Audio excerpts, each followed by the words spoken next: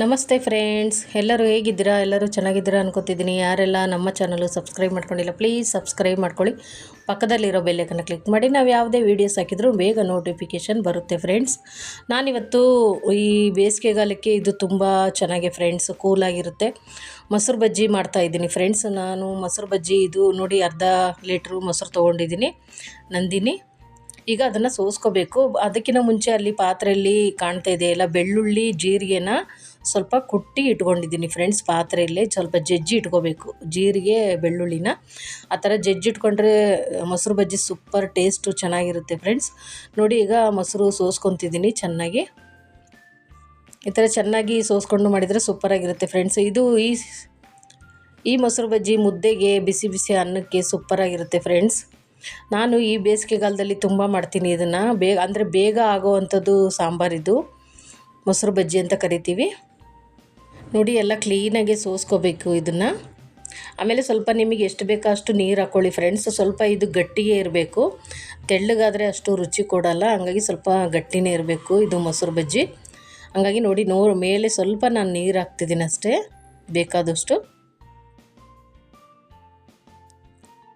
ಮನೆಯಲ್ಲಿ ಇದು ಬೇಗ ಮಾಡುವಂಥದ್ದು ಫ್ರೆಂಡ್ಸ್. ಈ ಬೇಸಿಗೆಗಂತೂ ಅವಾಗವಾಗ ಮಾಡ್ಕೊಂಡು ತಿಂದರೆ ಚೆನ್ನಾಗಿರುತ್ತೆ ಫ್ರೆಂಡ್ಸ್. ಈ ಬೇಸಿಗೆಗಾಲದಲ್ಲಿ ಬೇಳೆ ಸಾರು, ಈ ನುಗ್ಗೆಕಾಯಿ ಸಾರು ಅಂತೂ ಊಟನೇ ಮಾಡೋಕ್ಕಾಗಲ್ಲ. ಈ ಥರ ಸಾಂಬಾರು ಇದ್ಬಿಟ್ರೆ ಸೂಪರಾಗಿರುತ್ತೆ.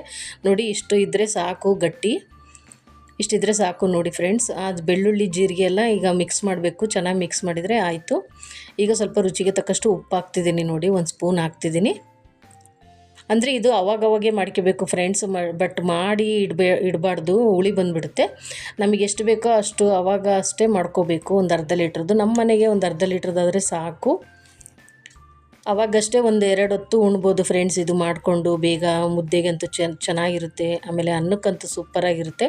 ನೋಡಿ ಈಗ ಸ್ಟವ್ ಹಚ್ಚಿ ಬಾಣಲಿ ಇಟ್ಟಿದ್ದೀನಿ. ಅದಕ್ಕೆ ಸ್ವಲ್ಪ ಒಗ್ಗರಣೆ ಕೊಡಬೇಕು ಫ್ರೆಂಡ್ಸ್. ಅದು ಯಾವ ಥರ ಅಂತ ತೋರಿಸ್ತಿದ್ದೀನಿ ನೋಡಿ. ಗ್ಯಾಸ್ ಹಚ್ಚಿ ಬಾಣಲಿ ಇಟ್ಟಿದ್ದೀನಿ. ಬಾಣಲಿ ಕಾದಿದೆ, ಎಣ್ಣೆ ಹಾಕ್ತಿದ್ದೀನಿ. ಒಂದು 4 ಸ್ಪೂನ್ ಎಣ್ಣೆ ಹಾಕಬೇಕಷ್ಟೆ. 4 ಸ್ಪೂನ್ ಎಣ್ಣೆ ಹಾಕಿ ಸ್ವಲ್ಪ ಜೀರಿಗೆ ಸಾಸಿವೆ ಹಾಕಬೇಕು. ಆಮೇಲೆ ಹಸಿಮೆಣ್ಸಿನ್ಕಾಯಿ ತೊಗೋಬೇಕು ಫ್ರೆಂಡ್ಸ್. ಹಸಿಮೆಣ್ಸಿನ್ಕಾಯಿ ಸ್ವಲ್ಪ ಖಾರ ಇರಬೇಕು, ಚೆನ್ನಾಗಿರುತ್ತೆ ಇನ್ನು ಮೊಸರು ಬಜ್ಜಿ. ನಾನು ಸ್ವಲ್ಪ ಖಾರದವು ಒಂದು 3 ಮೆಣಸಿನ್ಕಾಯಿ ಕಟ್ ಮಾಡಿ ಇಟ್ಕೊಂಡಿದ್ದೀನಿ. ಆಮೇಲೆ ಸ್ವಲ್ಪ ಈರುಳ್ಳಿನೇ ತೊಗೊಂಡಿದ್ದೀನಿ. ಈರುಳ್ಳಿ ಒಂದು 3 ಹೆಚ್ಚಿಟ್ಕೊಂಡಿದ್ದೀನಿ. ಆಮೇಲೆ ನೋಡಿ ಕರಿಬೇವು ಹಾಕಿದ್ದೀನಿ. ಅದು ಫೋನು ಇರ್ತೀನಲ್ಲ, ಹಂಗಾಗಿ ಸ್ವಲ್ಪ ಸಿಡಿಯುತ್ತೆ ಅಂತ ದೂರ ಸರ್ಕೊತೀನಿ ನಾನು. ಅದು ಮೊಬೈಲ್ ಕ್ಯಾಮ್ರಾ ಹಾಳಾಗುತ್ತೆ ಅಂತ. ನೋಡಿ ಹಸಿಮೆಣ್ಸಿನ್ಕಾಯಿ ಹಾಕಿದ್ದೀನಿ. ಚೆನ್ನಾಗಿ ಫ್ರೈ ಆಗಬೇಕು ಫ್ರೆಂಡ್ಸ್ ಹಸಿಮೆಣ್ಸಿನ್ಕಾಯಿ, ಈರುಳ್ಳಿ ಸ್ವಲ್ಪ ಉಳಿಸ್ಕೋಬೇಕು ಫ್ರೆಂಡ್ಸ್. ಹಸಿ ಈರುಳ್ಳಿ ಸ್ವಲ್ಪ ಅದಕ್ಕೆ ಹಾಕಬೇಕು. ಆಮೇಲೆ ಸ್ವಲ್ಪ ಒಗ್ಗರಣೆಯಲ್ಲಿ ಫ್ರೈ ಮಾಡಿದ್ದು ಹಾಕಬೇಕು. ಈರುಳ್ಳಿ ತುಂಬ ಟೇಸ್ಟ್ ಬರುತ್ತೆ ನೋಡಿ. ಈಗ ಚೆನ್ನಾಗಿ ಎಣ್ಣೆಯಲ್ಲಿ ಅದು ಫ್ರೈ ಮಾಡಬೇಕು ಈರುಳ್ಳಿ. ನೋಡಿ ಚೆನ್ನಾಗಿ ಫ್ರೈ ಮಾಡಬೇಕು. ಈಗ ಸ್ವಲ್ಪ ರುಚಿಗೆ ತಕ್ಕಷ್ಟು ಉಪ್ಪು ಹಾಕ್ತಿದ್ದೀನಿ. ಯಾಕಂದರೆ ಉಪ್ಪು ಹಾಕಿದರೆ ಸ್ವಲ್ಪ ಬೇಗ ಬೇಯುತ್ತೆ ಈರುಳ್ಳಿ, ಇದು ಹಸಿಮೆಣ್ಸಿನ್ಕಾಯಿ ಎಲ್ಲ. ಹಂಗಾಗಿ ಸ್ವಲ್ಪ ಉಪ್ಪು ಹಾಕ್ತಿದ್ದೀನಿ. ಯಾಕಂದರೆ ಮೊಸರು ಬಜ್ಜಿಗೆ ಹಾಕಿರ್ತೀವಲ್ಲ, ಸ್ವಲ್ಪ ಹಾಕಿದರೆ ಸಾಕು ಫ್ರೈ ಆಗೋಕ್ಕೆ. ಚೆನ್ನಾಗಿ ಫ್ರೈ ಆದಮೇಲೆ ಗ್ಯಾಸ್ ಆಫ್ ಮಾಡಿ ಸ್ವಲ್ಪ ಇದು ಆರಬೇಕು ಫ್ರೆಂಡ್ಸ್. ಆರಿದ ಮೇಲೆ ಮೊಸರು ಬಜ್ಜಿಗೆ ಹಾಕಬೇಕು. ಬಿಸಿದೇ ಹಾಕಬಾರ್ದು. ಬಿಸಿದೇ ಹಾಕಿದರೆ ಸ್ವಲ್ಪ ಹುಳಿ ಬಂದುಬಿಡುತ್ತೆ ಮೊಸರು. ಇದು ಆರಿದ ಮೇಲೆ ಒಗ್ಗರಣೆ ಹಾಕಬೇಕು ಮೊಸರಿಗೆ. ಹೀಗಾಗಿ ನಾನು ಗ್ಯಾಸ್ ಆಫ್ ಮಾಡಿ ಈಗ ಸೈಡಿಗೆ ಇಡ್ತೀನಿ ನೋಡಿ, ಆರಬೇಕು.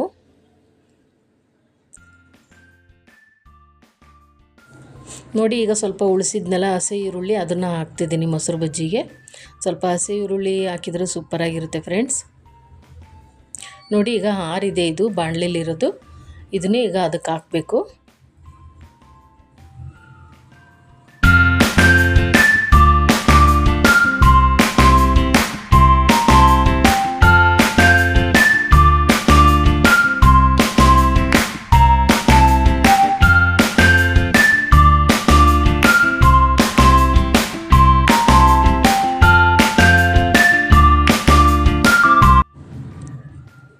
ನೋಡಿ ಈಗ ಫುಲ್ ಆರಿದೆ.